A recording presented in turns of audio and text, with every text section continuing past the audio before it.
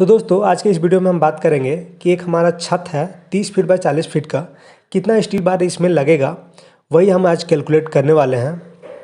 Simple सा calculation है, आपको आना चाहिए अगर आप घर बना रहे हैं तो, क्योंकि अगर आप ज़्यादा स्टील बार ऑर्डर कर देते हैं या कम स्टील बार ऑर्डर करते हैं तो कहीं ना कहीं आपको काफ़ी दिक्कत का सामना करना पड़ता है।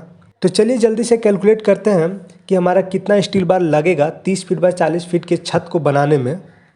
BBS of slab bar bending schedule, civil engineering की भाषा में हम इसे BBS ऑफ स्लैब बोलते हैं, जिसमें हम स्टील का क्वांटिटी निकालते हैं। तो ये रहा हमारा स्लैब 30 फीट बाय 40 फीट का।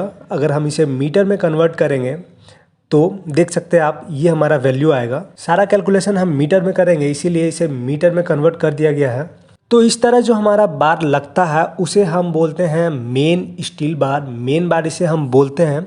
और ये हमारा शॉर्टर स्पेन में लगता है, नीचे की ओर लगता है। जो साइड का लेंथ या चौड़ाई कम होता है वो साइड में हम नीचे की ओर लगाते हैं और उसे हम मेन बार बोलते हैं। और मेन बार हमने 10 mm का लगाया हुआ है, 6 inch centre to centre distance है। मतलब कि एक स्टील बार से दूसरे स्टील बार का जो डिस्टेंस है वो 6 इंच हमने लिया है। जनरली हम यही रखते हैं।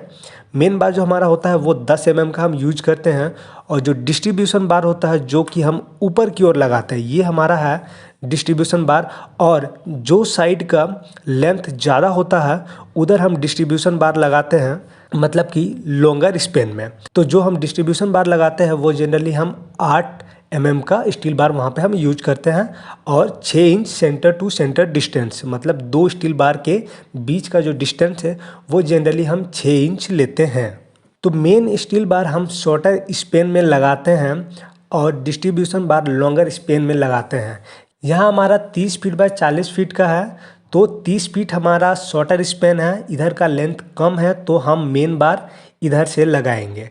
और जिधर का लेंथ ज़्यादा होगा, ये साइड का जो लेंथ है हमारा वो 40 फीट है, वो साइड में हम डिस्ट्रीब्यूशन बार लगाएंगे जो हमारा टॉप रेनफोर्समेंट होगा। तो चलिए अब कैलकुलेशन स्टार्ट करते हैं। तो सबसे पहले हम मेन बार का कैलकुलेशन करते हैं। तो मेन बार हमारा जो टोटल लेंथ है डिवाइड करेंगे, जो भी हमारी स्पेसिंग है +1 करेंगे। तो मेन बार जो हमारा है, तो ये साइड हमारा मेन बार लग रहा है, तो हम ये साइड का लेंथ यूज करेंगे, क्योंकि इतने लेंथ में जो हमारे 40 फीट है, इतने लेंथ में हमारा मेन बार लग रहा है। देखिए 1 2 3 4 5 6, तो ये इतने लेंथ में हमारा मेन बार लग रहा है, इसीलिए हम पूरा जो लेंथ लेते हैं वो दूसरे साइड का लेते हैं। तो हमारा टोटल लेंथ है 12.2 मीटर, डिवाइड करेंगे 0.15 मीटर। 6 इंच को, अगर 6 इंच को हम मीटर में कन्वर्ट करेंगे तो 0.15 मीटर होगा, +1 हम करते हैं तो हमारा जो आंसर निकल के आएगा वो पॉइंट में निकल के आएगा।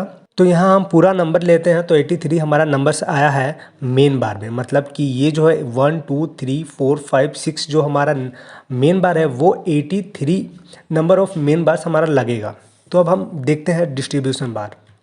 तो ठीक इसी तरह से डिस्ट्रीब्यूशन बार जो हमारा है, ये 40 फीट ये साइड डिस्ट्रीब्यूशन बार है, लेकिन लेंथ हम लेंगे ये साइड का, क्योंकि 1 2 3 4 5 जो इस तरह का जो हमारा लगा हुआ है उसे हम डिस्ट्रीब्यूशन बार बोल रहे हैं। और ये हमारा पूरा 30 फीट के लेंथ में लगा हुआ है, इसीलिए हम ये साइड का लेंथ लेंगे। डिवाइड करेंगे, स्पेसिंग से +1 करेंगे तो हमारा जो निकल के आएगा वो आएगा 62 नंबर्स। तो हमारा मेन बार आया 83 नंबर्स, मतलब ये जो हमारा इस तरह से जो लगेगा वो 83 होगा नंबर्स में, और जो डिस्ट्रीब्यूशन बार लगेगा जो हमारा वाई डायरेक्शन में लगेगा वो 62 नंबर्स उसका होगा। तो चलिए आगे बढ़ते हैं। तो नंबर ऑफ बार्स हमने कैलकुलेट कर लिया है, तो चलिए आगे टोटल लेंथ कैलकुलेट करते हैं। तो हमारा मेन बार में जो आया था वो 83 नंबर्स हमारा आया था, तो ये हमारा टोटल लेंथ है मेन बार का। तो टोटल लेंथ हमारा 9.14, ठीक है। तो ये यहाँ जो गैप आपको दिख रहा है, थोड़ा सा हम यहाँ गैप छोड़ते हैं, उसे हम बोलते हैं क्लियर कवर। क्लियर कवर हम दोनों साइड में छोड़ते हैं 20 mm का, 2 सेंटीमीटर का। हम दोनों साइड स्लैब में छत को बनाने में हम दोनों साइड 2 सेंटीमीटर का हम गैप छोड़ते हैं। तो दोनों साइड से 20 mm माइनस करेंगे तो हमारा जो लेंथ आएगा वो 9.1 मीटर लेंथ आएगा। तो हमारा जो आंसर आएगा वो 755 मीटर आएगा, जो कि 10 mm का होगा, क्योंकि मेन बार हमने 10 mm का यूज किया है। इसी तरह से डिस्ट्रीब्यूशन बार का टोटल लेंथ निकालेंगे। तो टोटल लेंथ डिस्ट्रीब्यूशन बार का तो नंबर्स ऑफ डिस्ट्रीब्यूशन बार 62 आया था और टोटल लेंथ कितना है 12.2। दोनों साइड से 2 सेंटीमीटर माइनस करेंगे तो हमारा टोटल लेंथ आएगा 12.16। तो हमारा जो टोटल लेंथ आएगा डिस्ट्रीब्यूशन बार का वो आएगा 753 मीटर, जो कि हमारा 8 mm का होगा, क्योंकि हमने डिस्ट्रीब्यूशन बार 8 mm का यूज किया हुआ है। चलिए आगे बढ़ते हैं।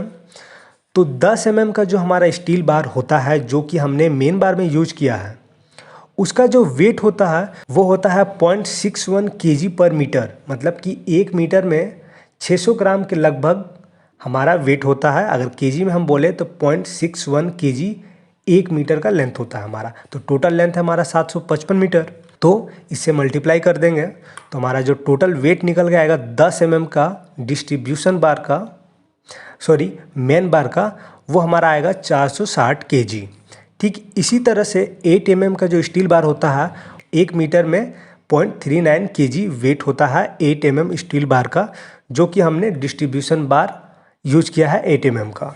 तो ठीक इसी तरह से जो हमारा टोटल लेंथ है डिस्ट्रीब्यूशन बार का 753, उसे मल्टीप्लाई कर देंगे तो हमारा जो टोटल वेट निकल के आएगा वो 294 kg निकल के आएगा। तो ये तो हमारा केजी में आंसर निकल गया। अगर आपको लेंथ में चाहिए, मीटर में चाहिए, तो आपको ये मालूम होना चाहिए कि एक स्टील बार का जो लेंथ होता है वो होता है 12 मीटर। ठीक है, तो हमारा मेन बार जो आया था वो 755 मीटर आया था, उसको हम डिवाइड कर देंगे 12 से, तो हमारा टोटल एक स्टील बार का जो लेंथ होता है वो 12 मीटर होता है। तो हमारा मेन बार जो आएगा वो 63 स्टील बार आएगा।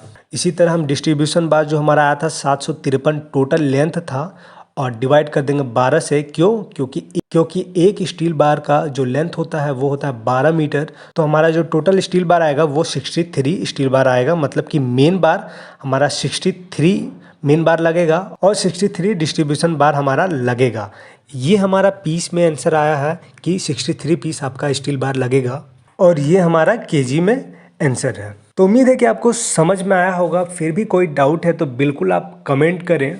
और भी इसी तरह के वीडियोस देखने के लिए आप हमारे चैनल के साथ जुड़ सकते हैं। चैनल को सब्सक्राइब कर लीजिए।